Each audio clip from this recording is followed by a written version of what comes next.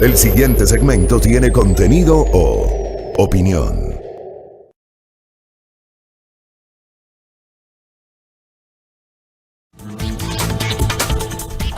Seis con 29 en la mañana, gracias por la sintonía. Vamos de inmediato a abordar algunos temas con nuestra amable audiencia, pero primero me reclamaba un internauta, ¿no? Miguel José Zambrano desde Rocafuerte, provincia de Manabí, me decía, se saltó mi saludo, no lo había visto, así que le envío un abrazo. Gracias a nuestro internauta, a nuestro oyente que está conectado con nosotros, como cada mañana. Gracias por la generosa sintonía. A ver, algunos temas a propósito de lo que abordó Silrat en la lectura de noticias. Hablamos justamente de las designaciones. Compárteme la nota de las designaciones de la alcaldía, por favor, Silrat. De las nuevas designaciones o de las primeras designaciones a Santiago Guarderas. Digamos, esto ya de alguna manera sacramenta, confirma la alcaldía de Santiago Guarderas, si es que alguien tenía dudas, ¿no? Sé que todavía hay una discusión jurídica. Ayer, por ejemplo, el jurista Luis Fernando Molina tuvo la gentileza de enviarme un mensaje, un insumo, donde me decía cómo se posesiona Guarderas sin resolución ejecutoriada, que es otra de las discusiones. Hay otros abogados que sostienen que no se precisaba esperar, que la revocatoria de las medidas cautelares es automática. Lo cierto es que Santiago Guarderas ya es el alcalde de Quito, ya ha tomado algunas decisiones, sus primeras decisiones que tienen que ver con designaciones. Es normal que una autoridad le pida la renuncia a los que están en cargos de libre remoción. Es absolutamente normal eso. Alguna gente se sorprende de aquello, pero es totalmente normal. Le ha pedido la renuncia a los gerentes de las empresas municipales, son cargos de libre remoción. Le ha pedido la renuncia a las secretarias y secretarios de las diferentes instancias del municipio, son cargos de libre remoción. Ha pedido las renuncias a otros funcionarios, como por ejemplo al director de la Agencia Metropolitana de Tránsito, por mencionar un ejemplo, y otras dependencias porque son cargos de libre remoción. Y ha hecho un par de anuncios, está completando el equipo, ¿no? Yo quiero destacar al menos dos dentro de las futuras autoridades de la municipalidad. El uno, el nombramiento de Álvaro Guzmán, quien es un especialista en movilidad, fue director de la Agencia Nacional de Tránsito, es un profesional que conoce de movilidad sostenible, ha trabajado mucho desde su visión para tratar de, con sus aportes, contribuir a que se pueda repensar la forma de movilidad en el Ecuador. Creo que es un acierto la designación de Álvaro Guzmán como secretario de Movilidad. Álvaro Guzmán anoche ya confirmó que ha aceptado esa designación como secretario de Movilidad del Distrito Metropolitano de Quito. Yo, en lo personal, saludo esa designación tomando en cuenta la trayectoria y tomando en cuenta las credenciales que exhibe Álvaro Guzmán. Y la otra designación que me parece que es muy destacada es la de la abogada Daniela Valareso, exintendenta de Policía de Pichincha, como secretaria de Seguridad del Distrito Metropolitano de Quito. Daniela Valareso hizo un gran trabajo como intendenta, renunció hace un par de semanas justamente a su condición de tal. Nosotros seguimos de cerca sus ejecutorias, miramos con mucha atención justamente el trabajo de Daniela Valareso al frente de la Intendencia de Policía de Pichincha, y asumo justamente que con ese bagaje de experiencia termina igualmente siendo un acierto su designación como secretaria de Seguridad del Distrito Metropolitano de Quito. Digamos, quería destacar estas dos designaciones porque a otros funcionarios que están siendo nombrados no los conozco. No tengo el gusto de conocerlos. Carolina Velázquez será la nueva secretaria de Coordinación Territorial. Juan Francisco Arias será gerente del Metro. María de los Ángeles Rivadeneira será la administradora general. Yo no los conozco, no tengo el gusto de conocer a los mencionados funcionarios.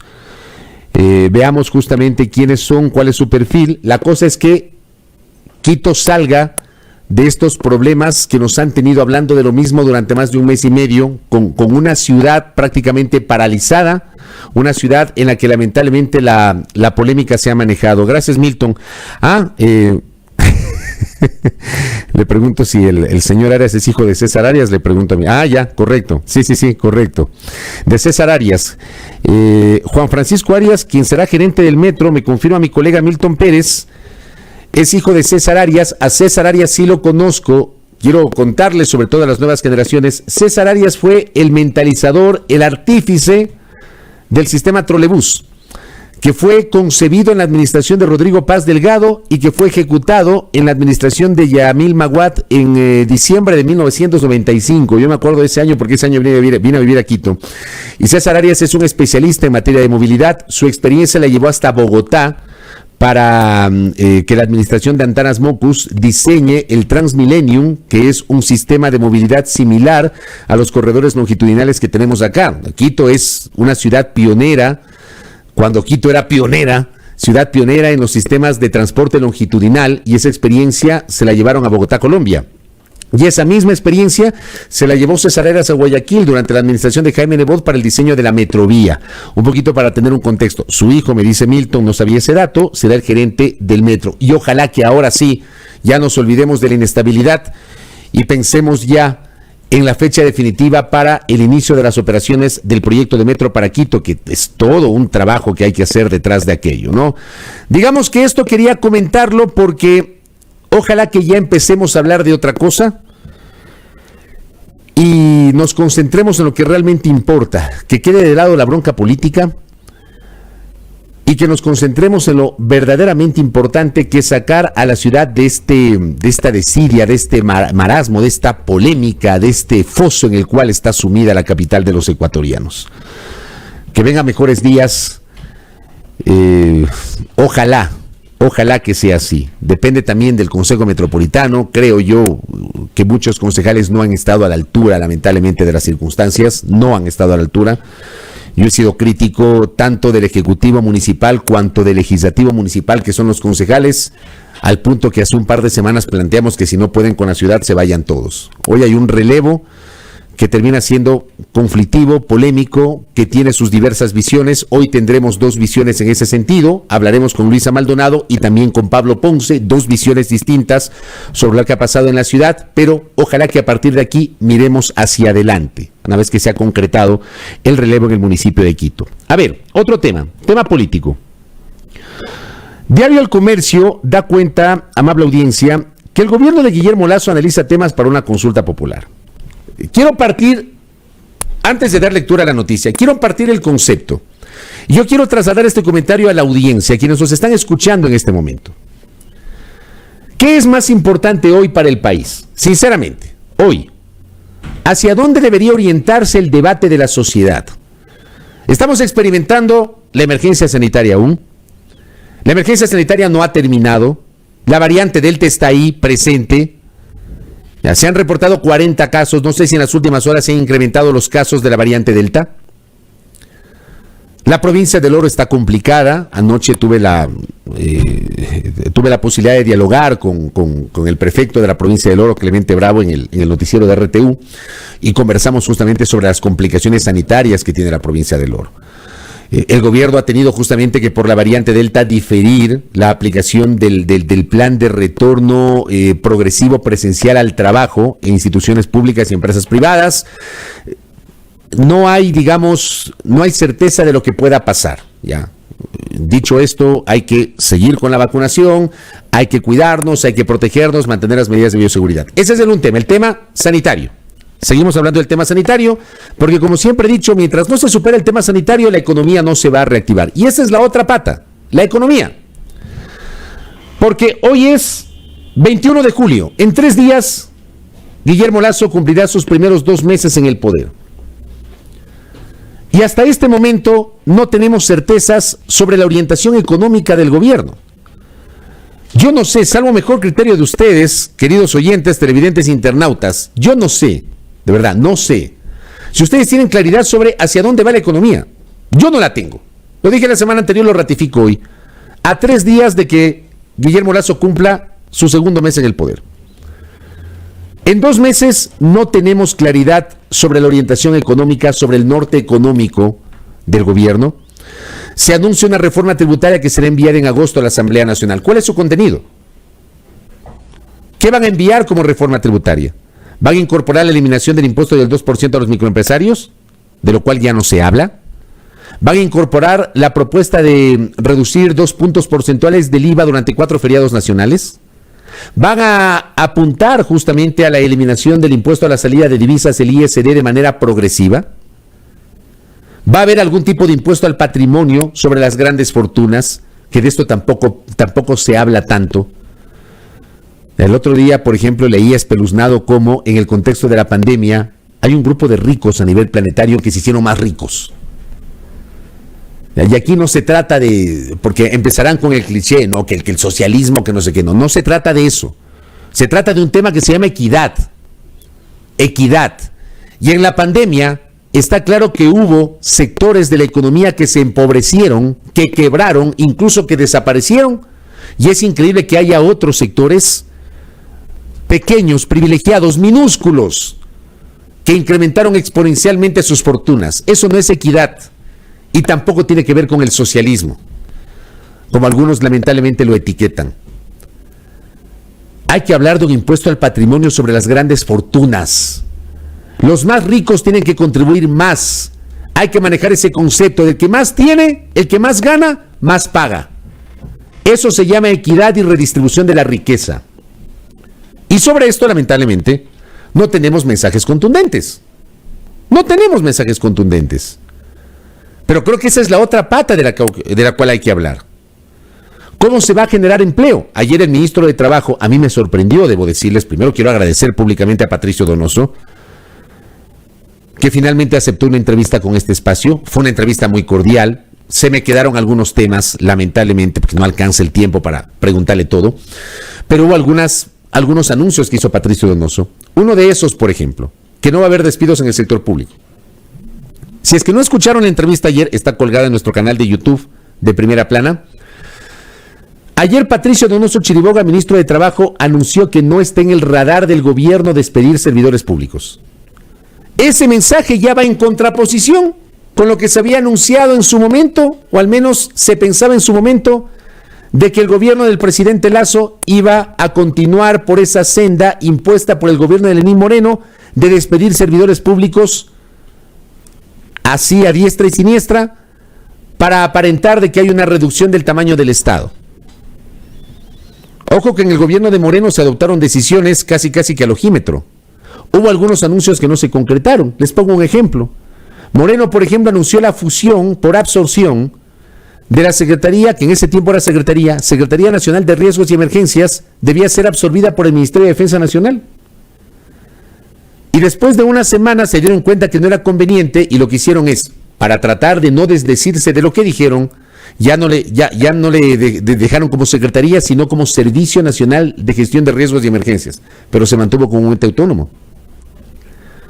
Eliminaron el Ministerio de Justicia, Derechos Humanos y Cultos, que era el encargado justamente de la administración del sistema penitenciario, y crearon allí un organismo que no ha servido absolutamente para nada, y que entiendo no tiene titular tampoco, que es el Servicio Nacional de Atención a Personas Adultas Mayores Privadas de la Libertad y Adolescentes Infractores. Un nombre larguísimo para una institución que no ha servido para nada, porque en manos de esa institución se ha generado la crisis carcelaria de los últimos 2 años, con un montón de motines, con casi un centenar de muertos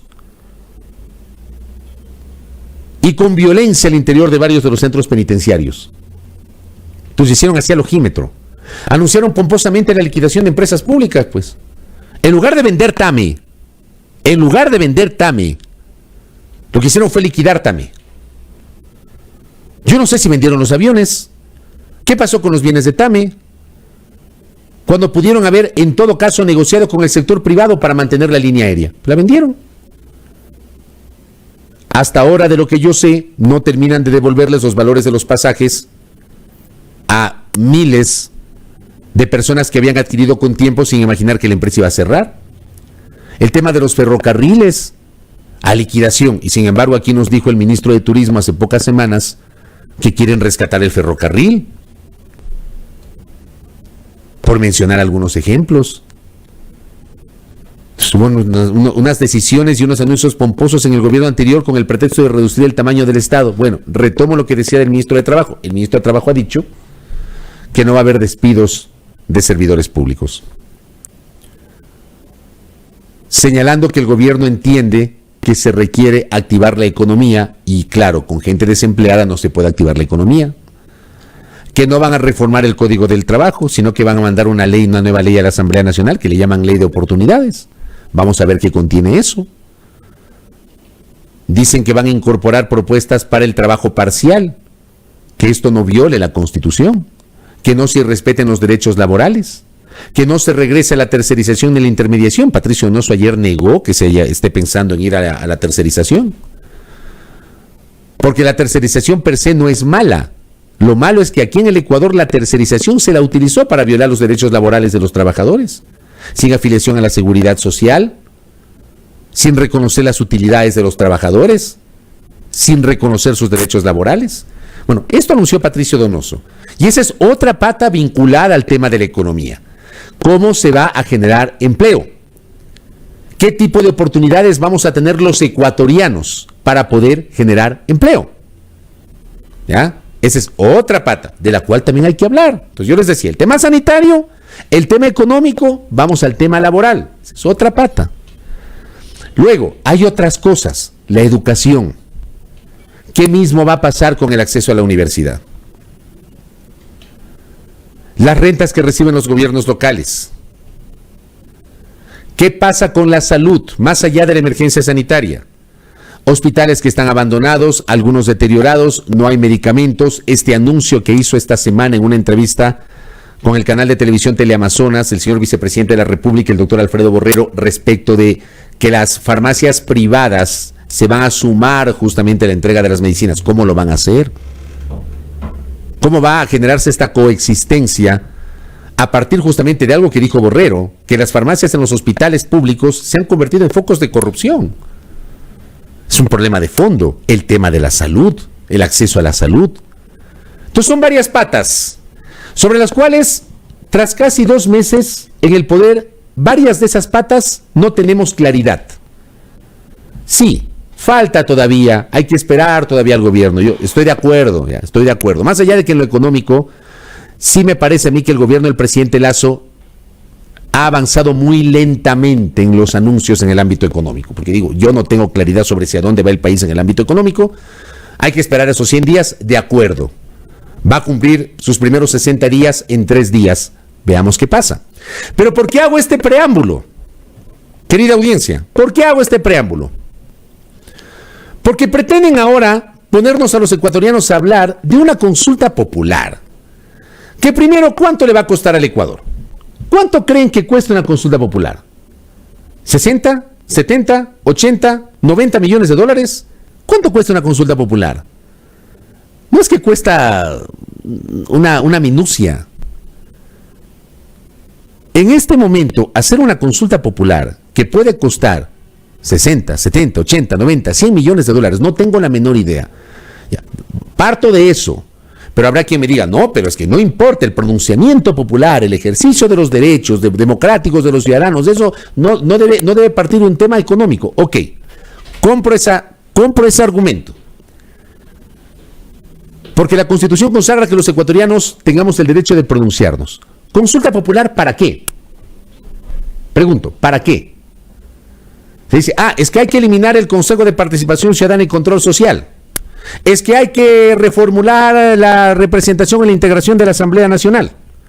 Es que hay que cambiar la Asamblea, que no debe ser unicameral ni bicameral. ¿Cuántos de ustedes, con todo cariño, querida audiencia, cuántos de nosotros, para hablar en plural, sabemos qué es unicameralidad y qué es bicameralidad? ¿Cuántos? ¿Cuántos de nosotros sabemos cuál es la diferencia entre un Congreso y un Senado? ¿Cuántos de nosotros sabemos si es que efectivamente el establecer 2 cámaras va a mejorar la calidad de la legislatura que tenemos en el Ecuador?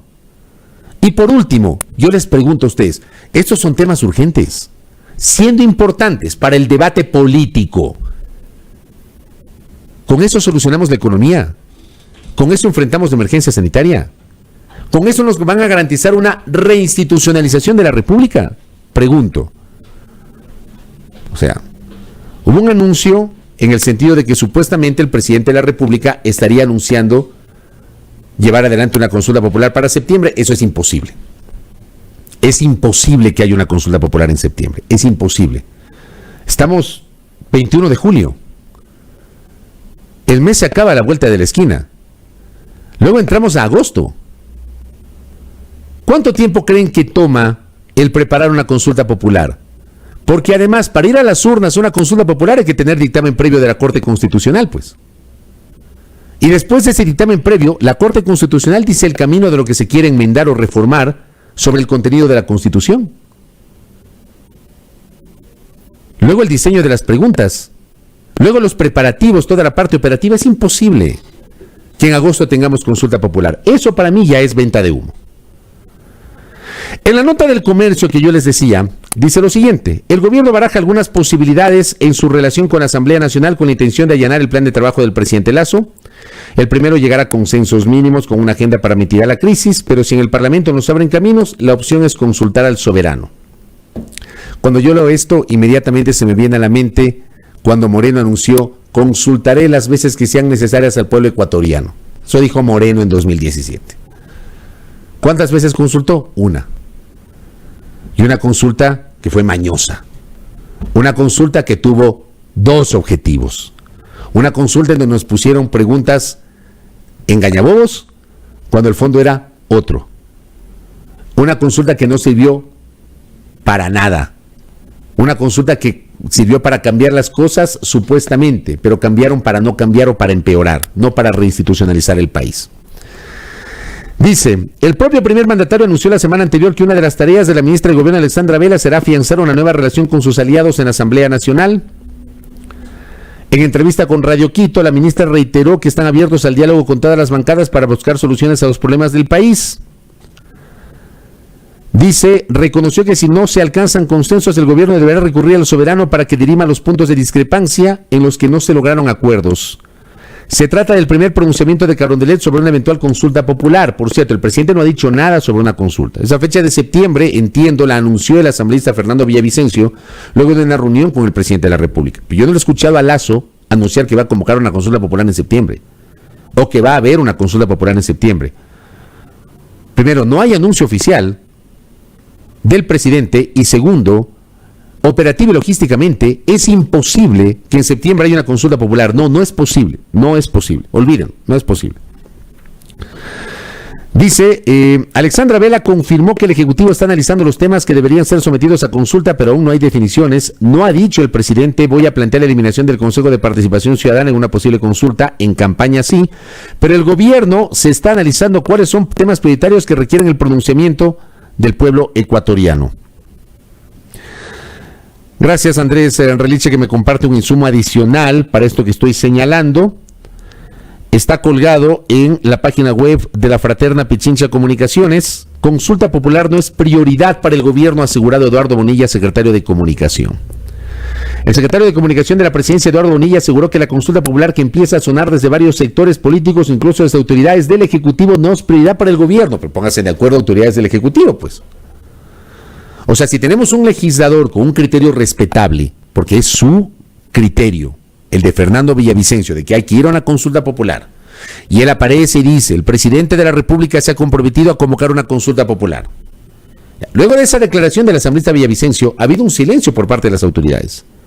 Tenemos este pronunciamiento de la ministra de Gobierno, Alexandra Vela, que dice que se podría valorar algunos temas. Y acá el pronunciamiento del secretario de Comunicación, Eduardo Bonilla, que dice que no es una prioridad para el gobierno. Así lo dijo ayer, al precisar que ahora la vacunación es lo prioritario. El pasado 13 de julio, el asambleísta Fernando Villavicencio informaba en sus redes sociales: la consulta popular va tras mantener una reunión con el presidente Guillermo Lasso. Los temas que incluiría la propuesta son variados y entre ellos consta la disminución del número de asambleístas, pasar de 137 a 70, y que sea un parlamento bicameral, prohibir la minería metálica en fuentes de agua y la eliminación del Consejo de Participación Ciudadana y Control Social. La ministra de Gobierno, Alexandra Vela, confirmó que analizan los temas que deberían ser sometidos a consulta, pero aún no hay definiciones. El titular de Comunicación insistió en que aún no se ha definido ni temas ni fechas para llevar a cabo este proceso. Incluso dijo: este año no se daría la consulta popular. ¿Saben cómo se soluciona esto? Con una comunicación oficial efectiva. Que el propio presidente de la República o que un solo vocero del gobierno efectivamente le explique al país si es o no prioridad la consulta popular.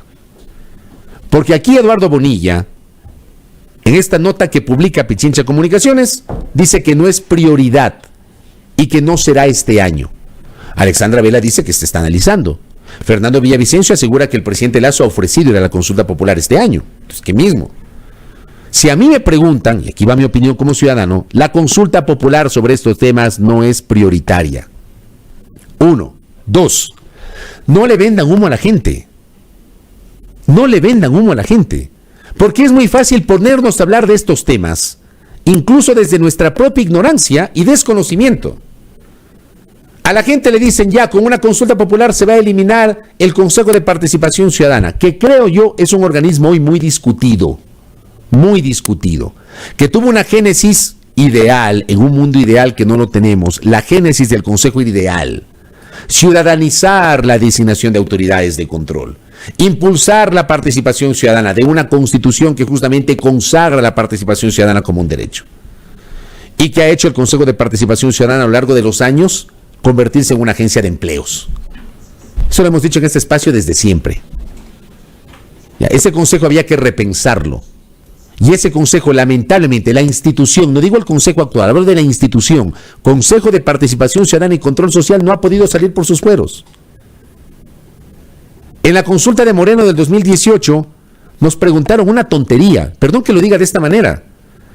Yo todo el tiempo en estos micrófonos dije que me parecía absurdo que un cuerpo colegiado como ese consejo se integre por la vía del voto popular, porque esa elección iba a ser un desastre. Eso lo comenté en el último trimestre del 2017 en este espacio.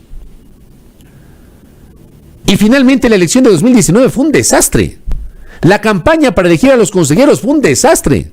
Ni siquiera pudieron hacer campaña, con unas reglas absurdas. Y después se integra el consejo, y como no les gustó la integración del consejo, los llevaron a juicio a 4 de los 7, porque no les gustaba la integración del consejo. Así pasó. Pero además, yo les decía, no vendan humo. Yo les recuerdo, lo dije hace pocos días y lo voy a ratificar, yo les recuerdo a ustedes que el Comité por la Reinstitucionalización Democrática del país, liderado por el jurista Pablo Dávila, ya planteó al país un debate sobre la eliminación del Consejo de Participación Ciudadana y Control Social, sobre la reducción del número de legisladores y sobre la posibilidad de tener 2 cámaras, un Senado y una Asamblea o un Congreso, 2 cámaras, una legislatura bicameral. ¿Y saben qué hizo la Corte Constitucional? Porque esto necesita un dictamen previo de la Corte Constitucional. Les dijo, señores, eso no se puede hacer con enmienda, eso hay que hacerlo con reforma parcial de la Constitución. Por ende, el camino es primero llevar a la Asamblea Nacional. La Asamblea tiene que llevar adelante el trámite legislativo en 2 debates. Creo que hay un tiempo de 3 meses, me parece, un tiempo mínimo de 3 meses que debe transcurrir entre el primero y segundo debates. Más o menos así es, no tengo en la cabeza en este momento las normas, pero es, digamos, un trámite más rápido que el de la enmienda constitucional. En el caso de la enmienda, que ya lo hizo la Asamblea Nacional en el año 2014 y 2015, la Asamblea tramitó un proyecto de enmiendas constitucionales donde incorporaron el tema de la postulación indefinida y luego tramitó en primer debate en diciembre del 2014 y tuvo que esperar un año a diciembre del 2015 para ir al segundo debate y aprobarlo. En el caso de la enmienda, y esa no se necesitaba ratificación del pueblo ecuatoriano en consulta. En el caso de la reforma parcial, los plazos son mucho más cortos, pero debe aprobar primero la Asamblea y lo que apruebe la Asamblea debe ser refrendado por el pueblo ecuatoriano en las urnas por la vía de una consulta plebiscitaria. Así funciona. Y ya la Corte le dijo al Comité por la Institucionalización Democrática, que pretendió hacer esta modificación constitucional, señores, primero hay que ir a la Asamblea Nacional. Y después de que la Asamblea apruebe, ahí nos vamos a la consulta popular. Pues déjenme contarles que la Asamblea no aprobó ese proyecto. Por ende, no hubo consulta popular. ¿Ustedes creen, digo, si manejamos o administramos un mínimo de coherencia, ustedes creen que la Corte Constitucional se va a desdecir del pronunciamiento establecido anteriormente respecto del camino que hay que seguir para este tema? O sea, yo supongo que no, a no ser que obviamente se manejen con incoherencia. Pero más allá de eso, una vez más, decirles a los políticos, no vendamos humo. No vendamos humo. Y como yo siempre digo, la calentura no está en las sábanas. Créanme que en este momento, la eliminación del Consejo de Participación Ciudadana o la bicameralidad de la función legislativa, siendo temas que hay que debatirlos, por supuesto, dentro de la política hay que debatirlos. Son los temas menos importantes de lo más importante que tiene el país. El país necesita certeza sobre la emergencia sanitaria, necesita certeza sobre el plan económico del presidente Lasso, necesita certezas sobre hacia dónde va la reactivación productiva, necesita certeza sobre el manejo de la educación, necesita certeza sobre el acceso a la salud, necesita certeza sobre el presente y futuro de la seguridad social. Créanme, esos son los temas más importantes. Necesita certeza sobre la seguridad, el combate a la delincuencia. Necesita certezas sobre la migración. Estos temas pueden esperar y deberían ser materia de un amplísimo debate. Prioricemos lo importante, lo realmente importante, y no pretendamos poner como urgente algo que, créanme, al común de los ciudadanos no le interesa. No le interesa. Mañana vamos a conversar de algunos temas adicionales, hablando del tema productivo. Lo que está pasando con el tema de la harina, la situación de los panificadores. Vamos a desmitificar algunos elementos sobre ese tema. Los vamos a desmitificar aquí en este espacio. El tema del trigo, el tema de los panificadores, el tema del precio. Ya, lo vamos a desmitificar mañana en este espacio, porque de eso tenemos que debatir en el Ecuador. Esos temas que son parte de nuestro diario vivir, hay que debatirlos. Pero también hay que debatir sobre lo que está pasando en la Asamblea. Porque créanme, la calentura no está en las sábanas. La situación política de la legislatura no se soluciona ni reduciendo el número de legisladores, ni generando una asamblea bicameral o manteniendo la unicameralidad o haciendo una asamblea tricameral. El tema pasa por otra forma. El tema pasa por un problema de representación, por un tema de preparación, por un tema de calidad. Por ahí pasa, y lo vamos a conversar mañana. Eso les voy a plantear para el día de mañana justamente. Les envío un abrazo a todos quienes me han escrito. Mi doctor Wilson Benavides, ¿cómo le va, Peinadito? Se atrasa usted al comentario, Peinadito. El maestro Julio Sari, que también está en sintonía, que nos dice, reduciendo el número de legisladores a la mitad, capaz que nos ahorramos algo. Veamos. Un abrazo, Nahuel Mendoza, que también está en sintonía. Eso me comprometo a hablar mañana. Rápidamente voy con recorrido con redes, ya mismo el secretario de Planificación, después Luisa Maldonado, luego Pablo Ponce y después Iberia Estupiñán, nuestra agenda de invitados para el día de hoy. Silrat.